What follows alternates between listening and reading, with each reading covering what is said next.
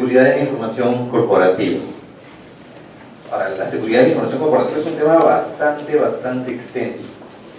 Entonces, la visión que le he querido dar es desde el punto de vista de los riesgos y cómo es que se reacciona ante los riesgos.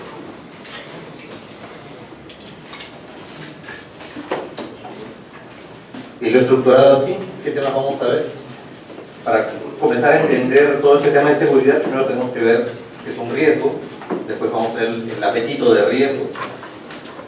Seguiremos con la información y el corazón, lo que más nos va a gustar, las medidas de seguridad corporativa. Y al final, algo que cada día toma más protagonismo en nuestra vida, que es el teléfono móvil, el celular. Vamos a ver cómo es que participa esto dentro de la seguridad corporativa.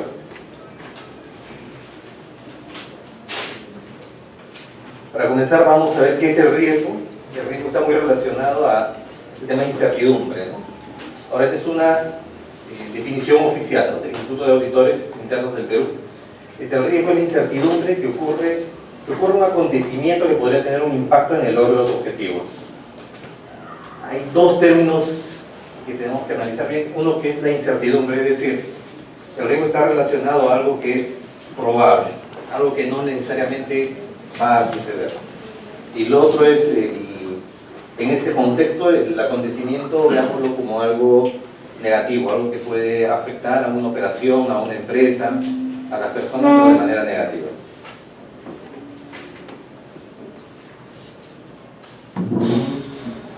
¿Y cómo clasificamos, incluso medimos los riesgos? En función de dos parámetros. Uno es la probabilidad de ocurrencia y el otro es el impacto. Y en función a eso es que nosotros actuamos y también las empresas actúan.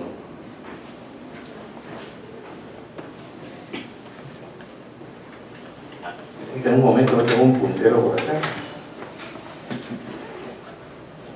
Calor que nos va indicando qué tipo de riesgo tenemos, desde que son muy altos hasta riesgos bajos, ¿no? Cuando decimos que es muy alto, cuando la probabilidad es alta y el impacto es alto. Entonces, para poder entender mejor esto, vamos a ver algunos ejemplos.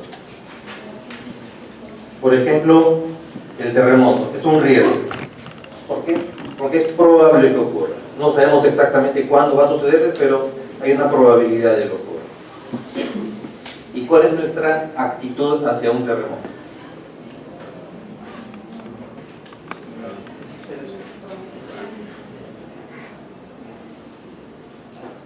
Para comenzar, para mí un terremoto es probable que suceda. Sí, es probable que suceda porque estamos en una zona sísmica. ¿Y el impacto cuál será? Muy bajo, despreciable, muy alto, puede ser hasta catastrófico, ¿no? Entonces, ¿cuál es nuestra reacción ante esto? Nuestra manera de prevenirlo. Perdón. Hacemos simulacros, tenemos asignados brigadistas, tenemos charlas, tenemos zonas de seguridad en todos los salones. Entonces, como vemos que es un riesgo, ¿qué tipo de riesgo podría ser? ¿Bajo, medio, alto? Es un riesgo alto, ¿no? Entonces tenemos ese tipo de actitud. Depende. Hace poco tuvimos unos rotantes que venían de Brasil, de Sao Paulo. ¿Y cuál es la actitud de ellos hacia un sismo o un terremoto? ¿Será igual o diferente? Es diferente porque ahí no sienten los sismos. Entonces, el día en que ocurrió un sismo, lo primero que hacen, ¿qué es? Van corriendo hacia los ascensores. Hacen precisamente lo que no hay que hacer, ¿no? Entonces, para nosotros, optamos por una reacción diferente a lo que reaccionan otras personas. En un accidente de auto, sí es probable que ocurra, ¿no? Digamos, es una probabilidad moderada, porque todos los días vemos que hay choques. Perdón, una probabilidad posible y el riesgo moderado, ¿no? Si nos chocamos, se puede solucionar. Si planteamos el carro, hay clínicas, hay atención médica. Entonces, ¿qué es lo que usamos? ¿Cuál es nuestra reacción, nuestra manera de prevención? Nuestra actitud es usar cinturón de seguridad, comprar autos con bolsas de aire. La policía hace operativos de alcoholemia. Entonces, para nosotros, ¿qué tipo de riesgo es? Un riesgo intermedio, ¿no? Y para un piloto de rally, ¿qué tipo de riesgo es?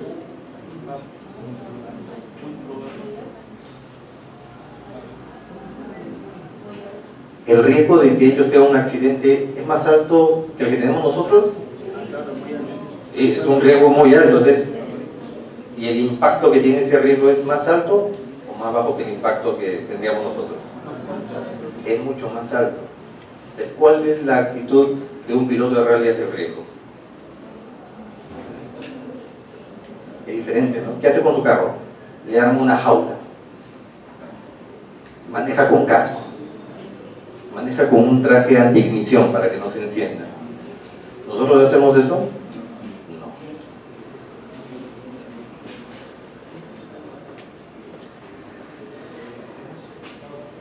¿Y qué hacemos nosotros ante la lluvia?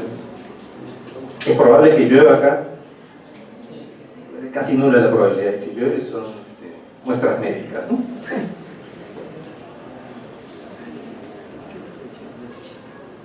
Pero en zonas donde las lluvias son muy fuertes, en Japón, incluso otro tipo de construcción, ¿a quién de nosotros ha venido hoy día preparado con su paraguas? Nadie.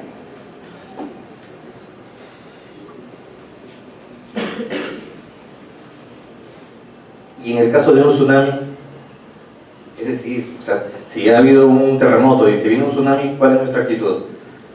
O sea, hay que evacuar lo que está al costado de la costa, ¿no? Inmediatamente, o sea, deja de hacer lo que estás haciendo y voy a protegerte. ¿Por qué? Porque es un riesgo muy alto. ¿Y qué hacen en Chosica ante un tsunami? Nada. Nada.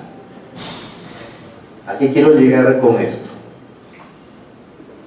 De que para cada organización, para cada empresa, para cada persona, un mismo riesgo tiene un impacto y una probabilidad diferente.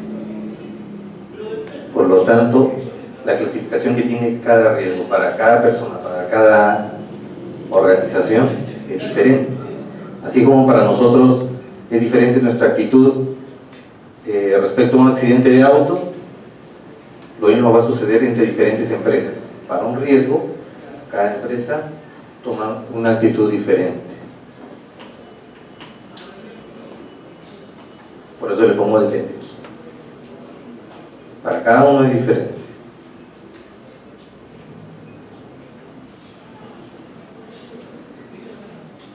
¿Qué me podrían decir de esta imagen? Diego Venegas a los 5 años ganaba su primera presea de motocross. Manejaba moto desde los 3 años. ¿Es riesgoso? Bueno, para su padre, que es campeón de motocross, no es un riesgo. Para él está bien, porque lo hace todos los días. ¿Por qué les hago este preámbulo? Para ver el siguiente concepto, que es el apetito del riesgo. Ahora, la definición que ven ahí es la definición textual, que es del Instituto de Auditores Internos de España. Pero ¿cómo lo podemos interpretar? Es el riesgo que corremos o que aceptamos en el día a día. No hay actividad que no tenga riesgo. Y el apetito de riesgo, como les digo, es cuánto de riesgo estás dispuesto a aceptar. El apetito de riesgo es esta zona verde. Sin embargo, a veces hacemos excepciones. Digamos, normalmente ustedes caminan en la calle después de la medianoche. No, es peligroso. Pero tal vez alguna vez, algún fin de semana, acompañado y algo, podemos salir un rato y darnos alguna licencia y tener una tolerancia al riesgo, un tanto más. Y nuestra capacidad de riesgo es nuestro límite, o sea, más allá de eso no podemos pasar. Lo mismo se aplica a las organizaciones o a las empresas. Por ejemplo, en la imagen que vimos anteriormente, para nosotros el hecho de que ese niño maneje esa moto es de un riesgo muy alto, ¿no? Porque tenemos un riesgo, un apetito de riesgo en ese aspecto pequeño, pero para su padre tiene un apetito de riesgo mucho más amplio. Vamos rápidamente a algunos apetitos. En el sector financiero, cuando uno va a pedir un préstamo, ¿qué es lo que le dicta su apetito de riesgo? Que te tiene que evaluar de todas maneras. Tiene que ver tu historial crediticio, tu antigüedad como empresa, hace cuánto tiempo te has constituido, y si es que tienes actividad, ¿no? En el sector bancario se ve bastante, y también llega nuevamente a la palabra, depende. Los bancos más grandes tienen un apetito mucho menor, un apetito de riesgo mucho menor. Puede ser que algún empresario que va a pedir un préstamo a un banco no se lo den, pero en una caja de ahorro, ahí sí se lo dan. Porque una caja de ahorro que hace tiene mayor apetito de riesgo, pero cobra mayores intereses. Entonces está dispuesto a correr más riesgos. En el sector de telecomunicaciones igual se evalúan los clientes. Si alguien va a una tienda y dice, quiero que me vendas 100 iPhones, espérate un ratito, te voy a evaluar, así nomás no te puedo vender, ¿no? El tema de la identificación, si efectivamente es la persona que representa a la empresa a la que está adquiriendo. Cuando compras por internet también tienes un apetito de riesgo. No compras en cualquier lugar, solo en sitios conocidos, por montos máximos, ¿no? Y lo que le decía, ¿hasta qué hora estás en la calle? ¿Dónde usas tu celular? Si sabes que es un lugar donde te van a robar. Vemos que hay gente que sí lo saca y habla, pero otras que no, porque todos tenemos diferente apetito de riesgo. Entonces, ¿por qué les he hablado de esto? Porque de acá en adelante voy a usar mucho esos términos, el riesgo y el apetito de riesgo. La seguridad en la información corporativa tiene que ver mucho con los riesgos que tiene una empresa y con el apetito de riesgo que tiene, es decir, cuánto riesgo es lo que acepta como hacer sus actividades día a día.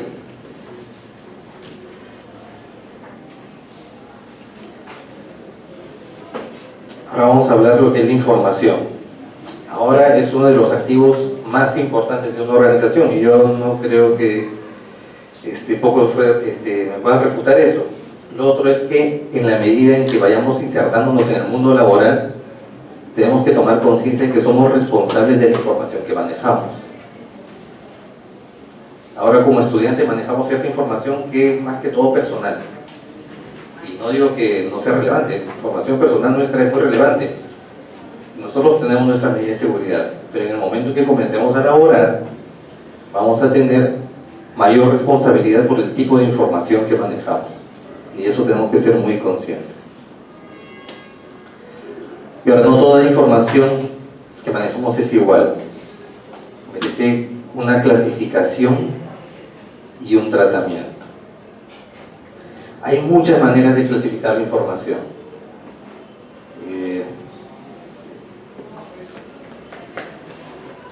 La que yo siempre uso es esta. Una primera gran clasificación que es una información que es pública o de libre disponibilidad y la otra información que es de uso interno. La criticidad de la información es mucho más crítica mientras la tenemos más abajo y la menos crítica, digamos, es la información pública o la información abierta. ¿Qué ejemplos podemos tener de esto? Información pública, pero que es comercial. Por ejemplo, la información que ustedes ven en las publicidades, la información de las tarifas, la información de representantes, cosas que son muy abiertas, de lugares de atención, por ejemplo, que cuando estemos en una organización vamos a tenerlas a libre disponibilidad y podemos de ellas hablar libremente. Hay una información que es especializada, que a pesar de ser información libre, información pública, debemos tener mucho más cuidado a la hora de referirnos de ella. ¿A qué me refiero con información especializada? Por ejemplo, tecnología. ¿Qué tecnología usa nuestra empresa? Puede ser que sea abierta, es más, les voy a hablar bastante en el tema de telecomunicaciones. Podemos hablar de qué tipo de tecnología usamos para el acceso a internet, qué tipo de tecnología usamos para los teléfonos. Sin embargo, no es una información, si bien es cierto, no es abierta, sino que para darle un tratamiento adecuado debemos opinar sobre ella o darle un tratamiento en la medida en que nosotros tengamos ese conocimiento, a pesar de ser una información libre. Y ahora viene la parte más compleja, que es la información de uso interno, que la clasificamos de dos maneras: restringida y reservada. La información restringida es aquella que, como toda información que se genera al interno de una compañía, no debe salir de la compañía, a menos que cuente con una autorización. Y un ejemplo de esto es, por ejemplo, la base de datos de empleados, o la base de datos de clientes, o cualquier base de datos que se genere adentro de la empresa, es una información restringida. Imagínense que tengamos un primo o un amigo trabajando en un banco y le preguntamos: oye, un favor, tú que estás ahí en el banco debes tener la dirección de Farfán, pásame la dirección de Farfán. Y estoy seguro que en el banco tienen esa información, pero esa es información de clientes, es decir, que ya es restringida, no debe salir de la empresa a menos que cuente con una autorización. Igual, oye, tú debes trabajar ahí en Goodyear, ahí trabaja mi primo, hoy dame su teléfono para ubicarlo. Cuidado, esa información también es restringida. Lo que para nosotros es sencillo, porque tenemos esa información a la mano, podríamos estar cometiendo una falta.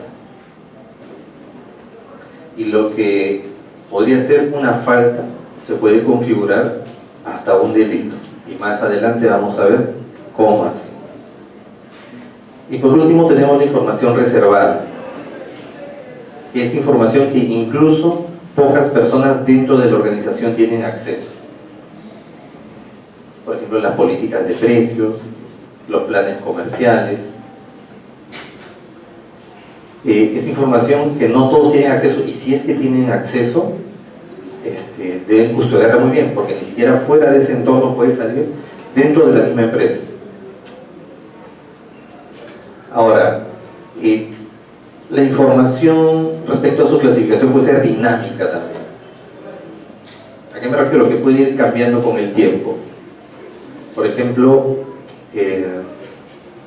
estamos elaborando una política de precios. La política de precios seguramente será fruto de una evaluación que es muy reservada, ¿no? ¿Por qué? Porque tiene información acerca de los costos, acerca de la competencia, acerca de la penetración en los mercados, de nuevas regulaciones. Son cosas que son bastante reservadas. Posteriormente, esta información se tiene que comunicar hacia el resto de la empresa, ¿no? Saben que vamos a modificar las tarifas. Y las tarifas van a ser las siguientes: comunican a las tiendas, comunican al personal de atención al cliente, y después ya esa información forma a ser parte de esta información comercial, por ejemplo, luego de que ya ha sido divulgada, ¿no? Entonces, la clasificación de una información en el tiempo puede cambiar.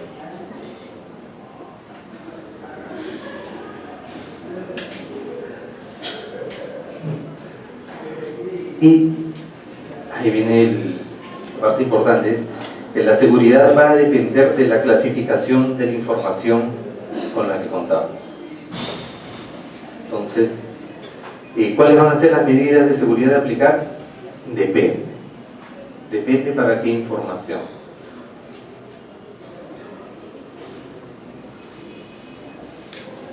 ¿Qué es lo que vamos a encontrar ya en el día a día con medidas de seguridad de información corporativa? Regresaría a las láminas anteriores, y es que esto va a depender del apetito de riesgo de la organización. ¿Qué tanto es el apetito de riesgo de la organización? ¿Qué tanto va a permitir que se mueva la información? ¿Entre qué niveles? Y en función a eso es que se van a aplicar medidas de seguridad. Yo les listo estas, que son medidas de seguridad que las podemos encontrar en una empresa que más o menos tiene responsabilidad de custodiar medianamente bien su información hacia arriba. Eso, por ejemplo, el bloqueo de puertos USB. ¿En nuestra casa alguien ha bloqueado su puerto USB? No, nadie. No tenemos esa costumbre. ¿Por qué? Porque la información que podemos sacar de la computadora de una casa, digamos, no está crítica, pero en una empresa sí. Entonces, probablemente cuando llegamos a trabajar nos choca eso. ¿Por qué no puedo poner mi música ahí? Ah, no. No puedes usar puertos USB. ¿Y esa música tiene licencia? ¿De dónde la has tenido? ¿La has grabado en un CD que te compraste en el hueco? Esa música que vas a copiar con tu USB, estás añadiendo responsabilidad a la empresa por tener contenido sin licencia. O si no, también tienen bloqueados los grabadores de CD para que no saques información.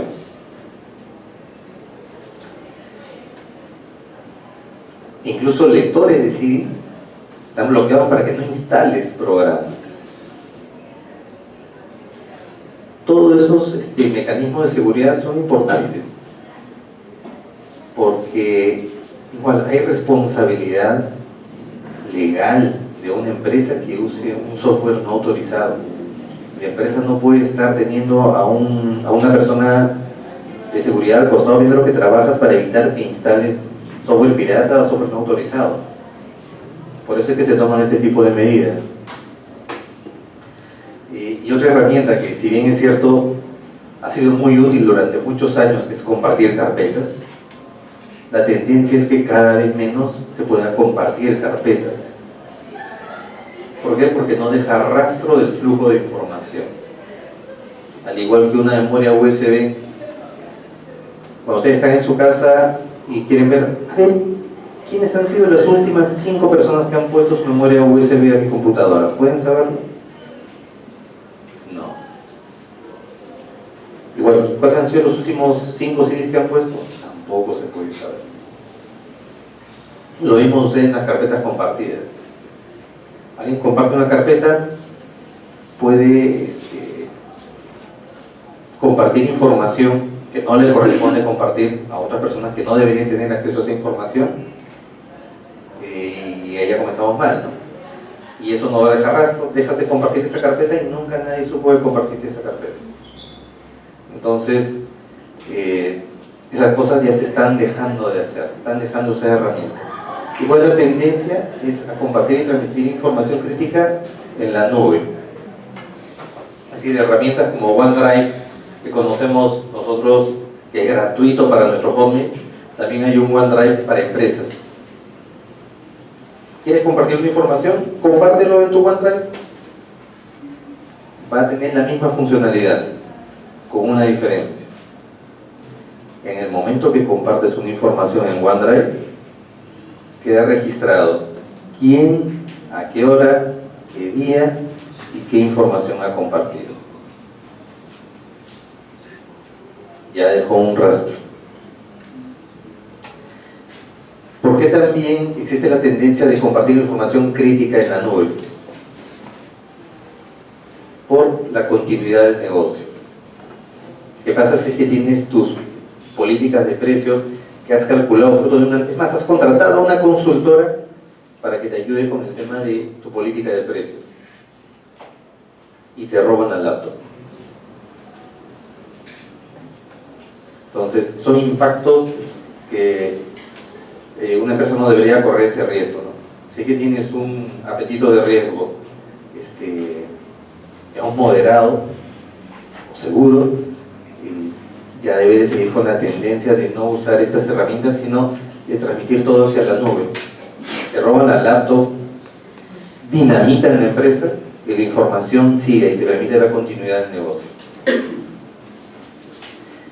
Y de la mano de lo que les digo, la tendencia a compartir todo en la nube, va también los servidores de acceso. Logs de todo. ¿Saben lo que es un log? Un log es un pequeño registro de algo que ha sucedido, un registro digital. Por ejemplo, cada vez que prendes tu computadora, sería bueno que sepan, por si acaso, esta persona prendió su computadora a las 10 de la mañana. ¿Y quién la ha usado? La ha usado este usuario, Johan Carlos. Perfecto.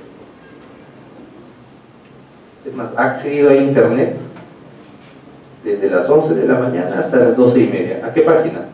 A la página del regulador. Está bien. Entró a la página de Facebook.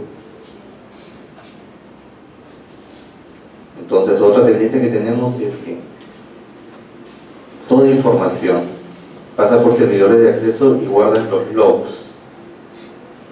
Los logs de todo.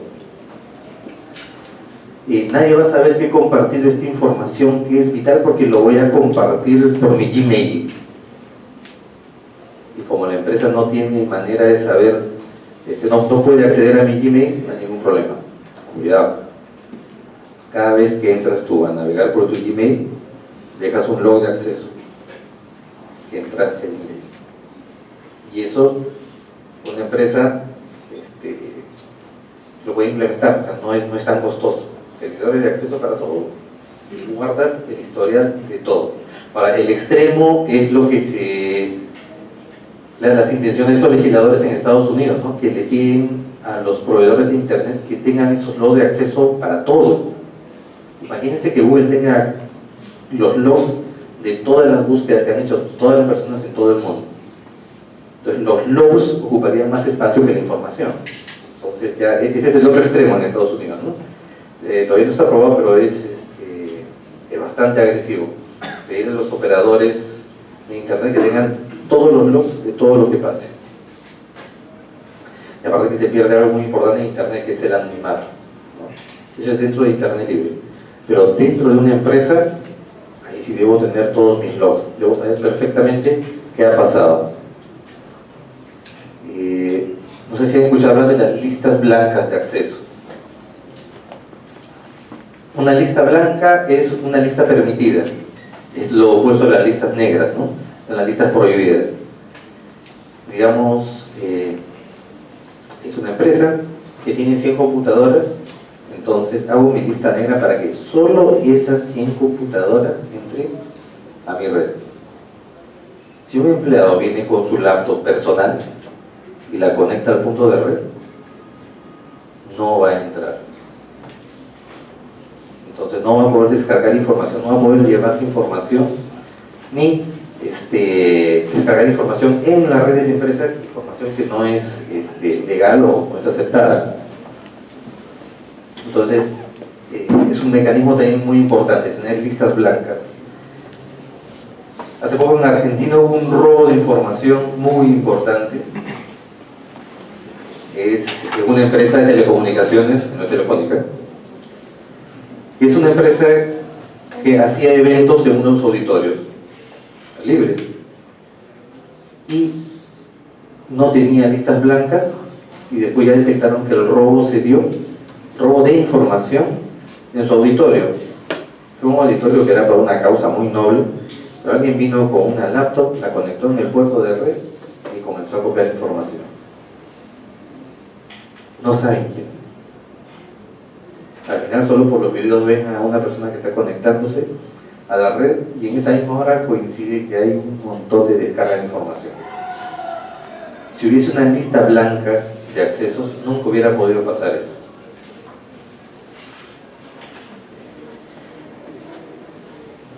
Wi-Fi gestionado. En muchas empresas no hay Wi-Fi, pero el Wi-Fi es muy positivo, o sea, te permite una movilidad impresionante. Es muy útil el Wi-Fi, pero al Wi-Fi que estamos, digamos, acostumbrados como usuarios domésticos en nuestras casas, es el Wi-Fi libre. Te conectas, basta saber la contraseña y navegas de manera ilimitada por donde sea. Si bien es cierto, hubo una primera ola de prácticamente anular el Wi-Fi en las empresas, ahora está surgiendo nuevamente, pero bajo un esquema de Wi-Fi gestionado. Es decir, que el Wi-Fi también tenga listas blancas, también tenga servidores de acceso. Es decir, que por más que uses el Internet por el Wi-Fi, hay el registro de absolutamente todo lo que estás haciendo. Si es que entraste a tu email y transmitiste información de la empresa, que se sepa, por si acaso, entraron por Wi-Fi de esta computadora, que está en una lista blanca y ha intentado sacar información de la empresa.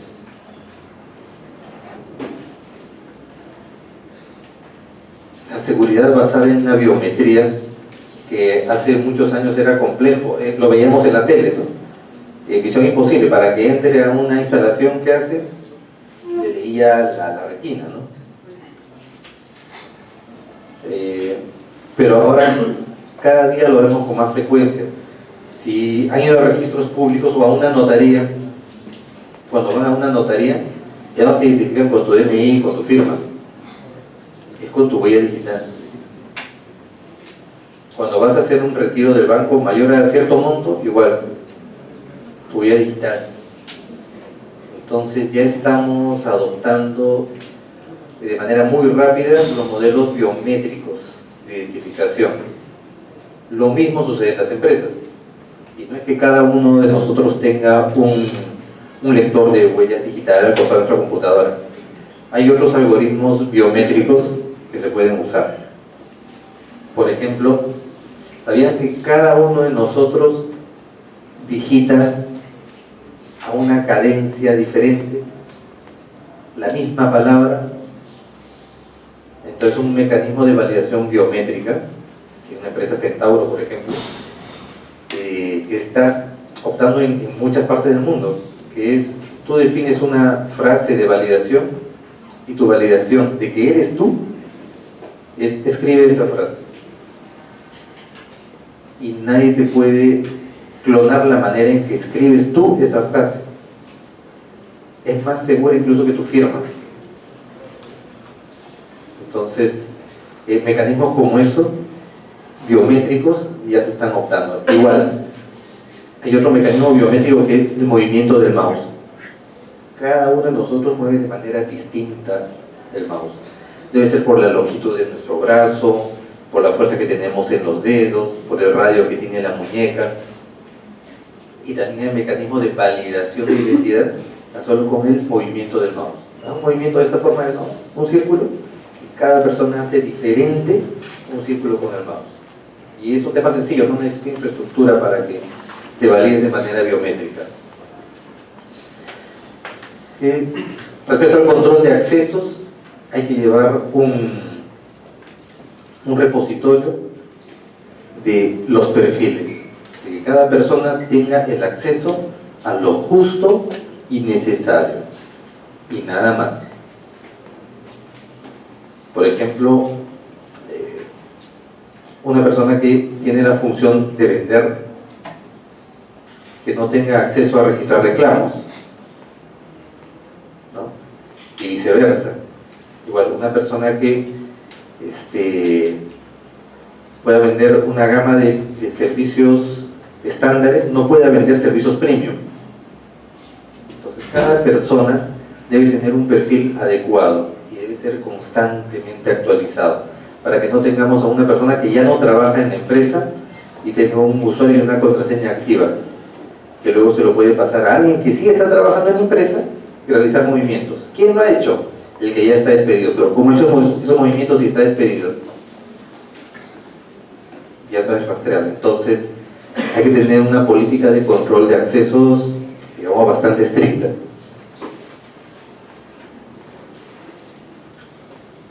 Respecto de la información crítica, hay que hacer copias de seguridad periódicas.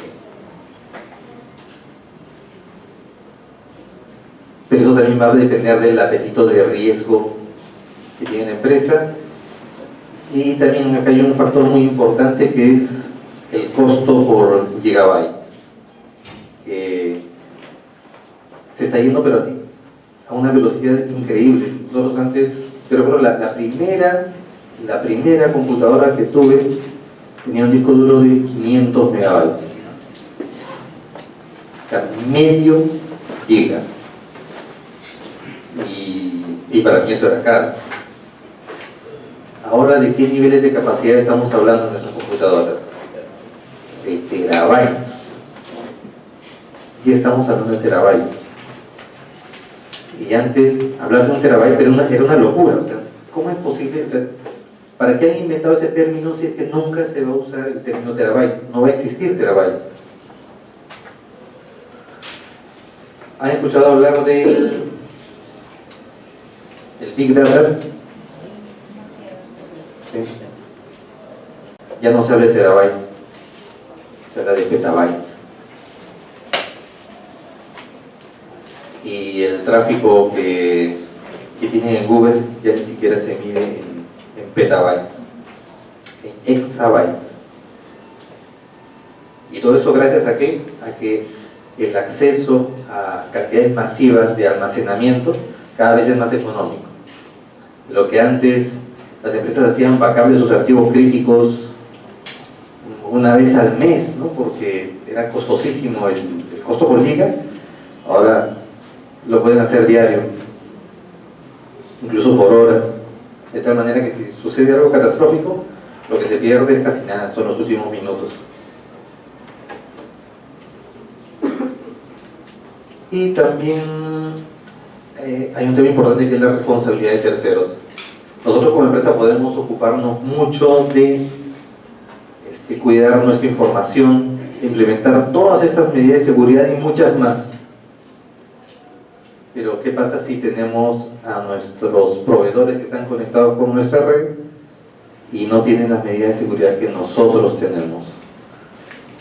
De verdad no sirve de nada. De verdad no sirve de nada. Entonces, tenemos que tener una cultura de responsabilidad con nuestros terceros. Que nuestros terceros asuman nuestras mismas medidas de seguridad con nuestra información. La información es nuestra y es muy valiosa.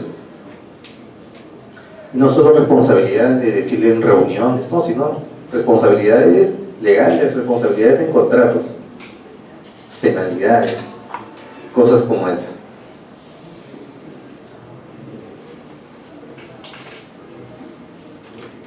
Y como empleado, como persona, nosotros, ¿qué medidas podemos tomar? Pues no podemos bloquear algunos correos, pero si nos llega algún correo sospechoso, que puede ser algo que nosotros sabemos que no tiene nada que ver con la organización, es mejor ni siquiera abrirlos, sino reportarlos. Tener escritorios limpios, no solo con, me refiero a los papeles, sino mucha gente usa el software de tener sus POSIT virtuales en la pantalla y ponen ahí sus contraseñas para no olvidarse. Cosas como esas son pero pecados. La cultura de contraseñas robustas, que ya no usemos contraseñas 1, 2, 3, 4, ¿no? Sino por lo menos 8, 10 caracteres, que usen mayúsculas, que usen símbolos, que usen números, que se cambien con cierta periodicidad, que no tengan secuencias. Por ejemplo, tu contraseña en enero es Pepito 1, en febrero es Pepito 2, en marzo Pepito 3. Cosas como esa, no. Incluso ahora hay mecanismos de validación de contraseñas que lo que te hace es, te valida que la contraseña sea robusta y valida que no haya sido una contraseña anterior, que no haya sido una contraseña que lo haya usado otra persona, que no sea una contraseña secuencial, es más, que no tenga palabras o fragmentos de palabras del diccionario.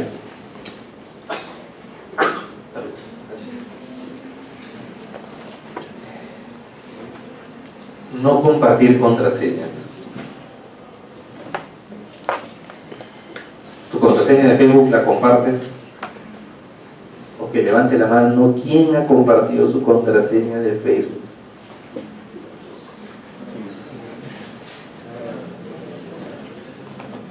Solo he visto una, y no le voy a decir quién. Pues si tu información de Facebook tiene cierta responsabilidad, imagínate la información que manejas tú en una empresa.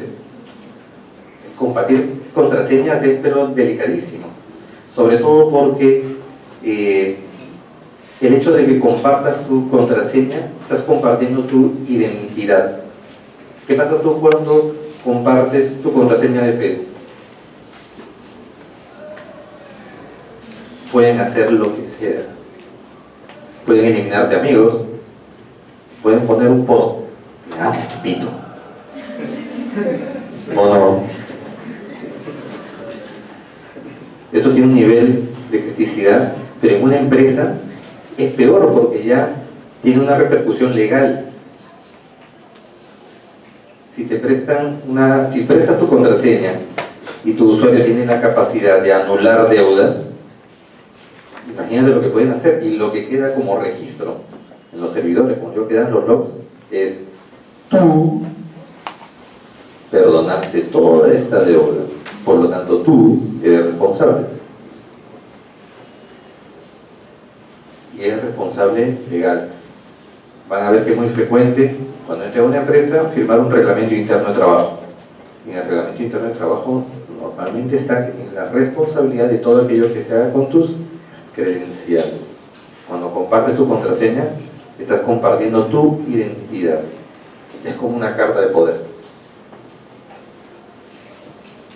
Es que bloquear tu computadora cuando te vas y compartir información con familiares puede ser un bonito tema de conversación, ¿no?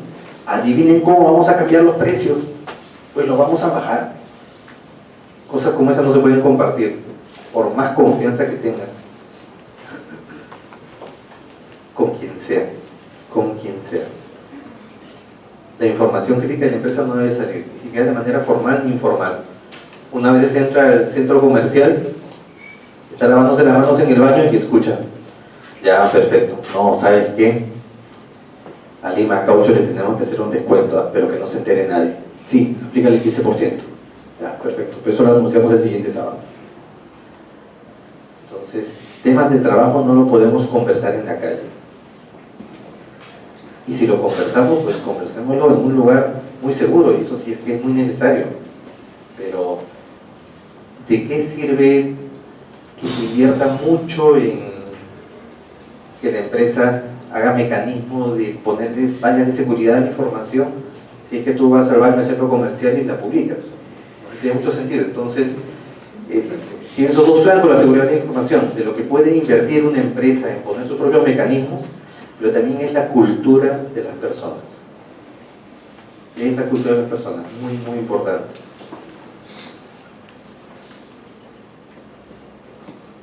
Y la información muchas veces va ¿por dónde? Por internet. Y ese es el internet como nosotros lo vemos en nuestra casa. Tengo mi computadora está conectada al router y el router está conectado a internet. Y es así de sencillo. ¿O han visto algo más complejo? En casa no. Entonces cuando llegamos al trabajo pensamos que es lo mismo. Tengo mi computadora, por ahí debe estar el router y se va a internet. Pero lo que hay detrás de esto es mucho más. Normalmente tenemos un switch gestionado. Porque ustedes saben, bueno, también es fácil, no me voy a ocultar las cosas. Si es que exploran un poco más, de verdad, hacer trabajo de hacker es muy sencillo. Cuando en la siguiente lámina le voy a explicar. Pero el hecho de tener un switch gestionado te da seguridad de que tu información vaya nada más en un sentido, hacia el switch, al router, y se va a internet. Pero antes de que tu información salga a internet o venga a internet, las empresas con un buen apetito riesgo tienen servidores proxy. ¿Qué hace el proxy? Guarda una copia de seguridad de absolutamente todo lo que has navegado. Ni siquiera guarda el log. Muchas veces te bajaste una foto, un video, esa foto y ese video queda guardado en el proxy. tiene dos objetivos.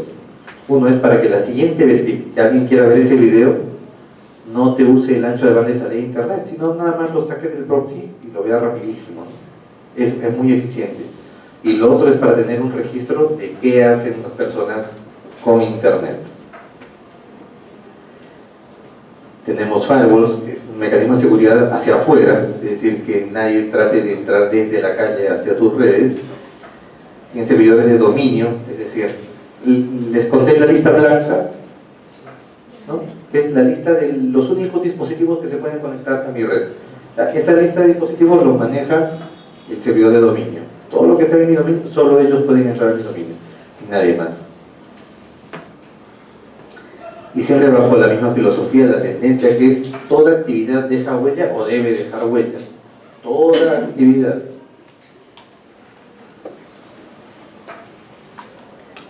Si tengo varios locales, es algo parecido. Muchas empresas optan por interconectar sus locales por soluciones gratuitas de VPN. Pero lo que vamos a encontrar, algo más serio, más robusto, es esto: que se tenga un servicio para tener acceso a internet y otro para traficar mis datos sensibles de la empresa. Por ejemplo, cuando ustedes van a una sucursal de un banco, quieren sacar el dinero, esa información del saldo que tienes y la operación que está registrando no viaja por internet. Igual cuando van a un cajero electrónico, meten su tarjeta, eso consulta a unos servidores de base de datos y luego les entrega el dinero, eso no viaja por internet. Es en una red paralela a internet que no tiene los riesgos que tiene internet. Normalmente eso deberían usar las empresas que tienen varios locales. Igual una cosa es tener un servicio de acceso residencial a internet y otra cosa muy distinta es tener un servicio de un operador de telecomunicaciones para empresas. Normalmente estos servicios de telecomunicaciones, si bien es cierto, tienen un precio mayor, pero tienen otro nivel de responsabilidad del operador. Quiere decir, si es que se cae tu servicio, te lo repongo en 2 horas.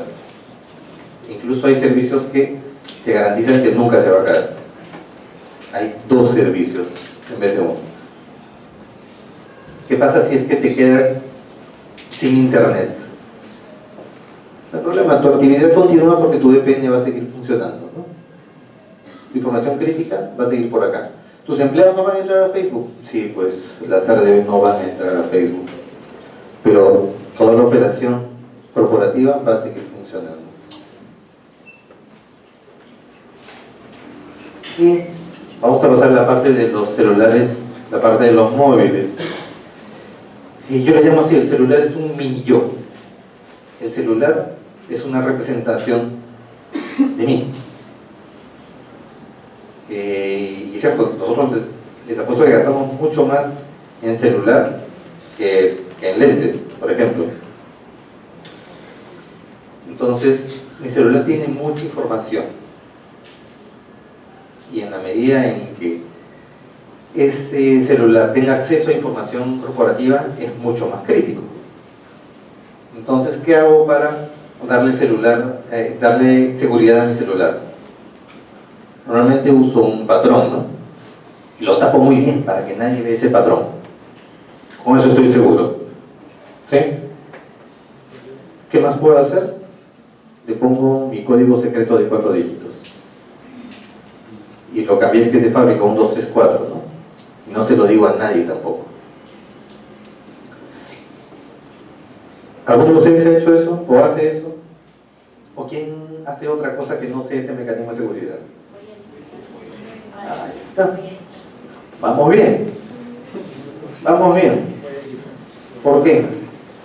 Si se han dado cuenta, nuestros dedos de manera natural constantemente están botando sal, agua y grasa. Constantemente. Entonces, si ponen de manera lateral un ángulo adecuado el celular, le toman foto, aclaran esa imagen, la editan y pueden saber cuál es el patrón, pueden saber qué dígitos ha marcado para la seguridad. Y un patrón de 4 dígitos solo tiene 16 combinaciones. Es matemática simple. Solo basta probar 16 veces cuáles son esos 4 dígitos en distinto orden y sabes el patrón de un celular. ¿Qué tan seguro es eso? ¿Es muy seguro? No, de verdad no es para nada seguro. Y para que no me crean, para que me crean, esta foto la he hecho yo, no sé si se nota bien. Sí, he tomado el celular inclinado, la he editado un poco. ¿Pueden ver el patrón? ¿No? Si ven el celular de frente, nunca van a notar que es el patrón. Lo ven inclinado, toman una foto, sobre todo si es con flash, ven el reflejo, lo editan y saben perfectamente cuál es el patrón. ¿Es seguro el patrón? No. Así como en el mundo corporativo estamos migrando hacia la identidad por biometría, en los móviles también.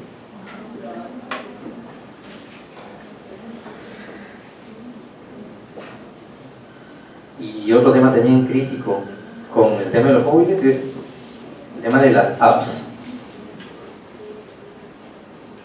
La recomendación es que solo instalen aplicaciones de confianza.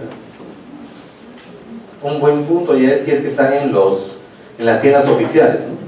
Si están en las tiendas oficiales es un punto a favor, pero no quiere decir que sean aplicaciones seguras. ¿Y alguna vez se han puesto a leer permiso a qué le dan a las aplicaciones? ¿Quién de ustedes usa WhatsApp? Mejor dicho, ¿quién no usa WhatsApp?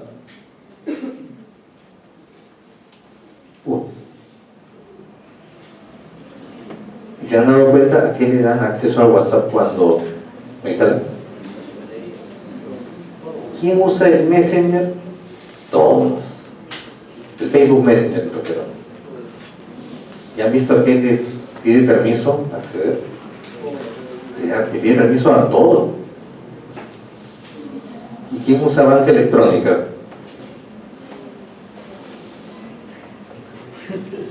¿Y no les ha pasado esto cuando instalan, por ejemplo, permitir que Messenger pueda enviar y ver mensajes SMS? Y los mensajes de confirmación de operaciones de banca electrónica que llegan por SMS, entonces el Messenger y WhatsApp tienen acceso a esa información. Sí lo tienen. Ahora, yo no estoy poniendo en tela de juicio la seriedad de WhatsApp o del Messenger, sino que hay algunas aplicaciones que no necesitan tener este tipo de acceso. Yo comprendo que el WhatsApp tenga ese tipo de necesidad porque hace la validación del número telefónico. Para validar te mando un mensaje de texto y WhatsApp necesita tener acceso a ese mensaje para validar efectivamente ese es el número telefónico. Pero se han dado cuenta que hay aplicativos de teclado. Se bajan el aplicativo de teclado para que tenga teclado de gatitos, teclado morado, teclado de tu equipo favorito, y el teclado te pide acceso a los SMS. ¿Tiene sentido que una aplicación de teclado te pida acceso al SMS? Y los hay. Entonces, luego se preguntan, ¿y cómo así me han robado plata de mi cuenta del banco? ¿Cómo me has robado? Es imposible. Pero es que es un tema de cultura, tienes que ver claramente permiso a qué estás dando. Y por ejemplo el Messenger te pide acceso a tu galería, te pide acceso a recibir, que hacer llamadas. Es increíble. Entonces, ¿qué recomendamos? No descargar aplicaciones de lugares no confiables, actualizar el software de tu teléfono, tener los antivirus o anti-malware.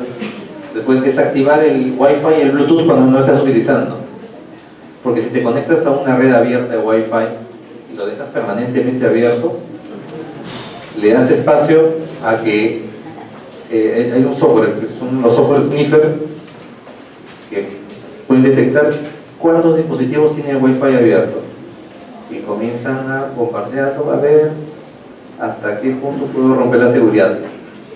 Si lo tienes lo vienes acá a la universidad, te conectas a un wifi abierto y lo tienes 8 horas el wifi abierto, puede ser que ya han encontrado mucha de tu información. Si no vas a usar tu wifi, si no vas a usar tu Bluetooth, apágalo. De paso te va a durar más la batería. Y cuando vas a cambiar de celular, se lo vendes al amigo o lo vendes ahí a un tercero. Pero tengan mucho cuidado con eso. Vender un celular, o sea, tiene implicancia legal. ¿Qué pasa si es que con ese celular hacen una extorsión? Lo que hace la Policía Nacional o el Poder Judicial, y pregunta al operador: este teléfono, dime a quién le pertenece la línea y el equipo. Y si el equipo está relacionado a ustedes, tienen responsabilidad. Si les roban el celular, igual anuncien que les han robado, pero igual hay responsabilidad. Y si vas a hacerte el equipo, haz un borrado seguro, ¿no? Retórnalo a fábrica. Y como les decía, hay legislación que ya está vigente, que ve ley del crimen organizado, que tiene que ver con el secreto de las telecomunicaciones, ni siquiera telecomunicaciones. Ya existen los delitos informáticos. La protección de datos personales implica responsabilidad en las empresas y en las personas que manejan esa información. Ya se exige a las empresas que tengan un repositorio de qué datos se tiene de qué cliente. Y bueno, el decreto que regula el tema de los equipos de terminales móviles, ¿no? Para evitar la delincuencia. Y bueno, yo ahí he terminado. Espero que estos ejemplos les sean útiles. Muchas gracias.